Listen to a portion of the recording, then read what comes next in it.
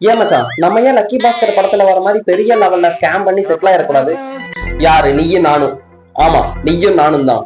எதுக்காக இப்ப கிளாஸ்ல இருந்து வெளியே துரத்திட்டு இருக்காங்கன்னு தெரியுமா? டேய் நண்பா, போர்த்து கொஸ்டின் பிட்டு கொண்டு வந்திருந்தில, அதை குடுறா. டேய் ஒரு 2 மினிட்ஸ் வெயிட் பண்றேன், எழுதி தரேன்டா. டைம் ஆயிட்டு இருக்கடா, சீக்கிரம் குடுறா. டேய் சத்தம் போடாதடா, எழுதுல நீ தரேன்னு சொல்றேன்லடா.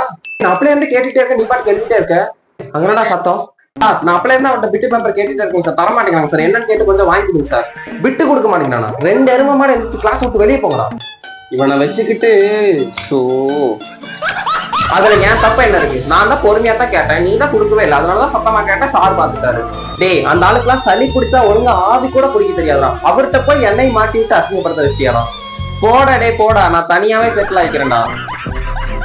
எப்பா சாமி, நீ தனியாவே போய் என்ன வேணாலும் பண்ணி போலீஸ்ல போய் அடிவாங்க, அப்பதான் உனக்குலாம் அறிவு வரும். சித்த நேரம் அமைதியா இருக்கா புலம்பாம.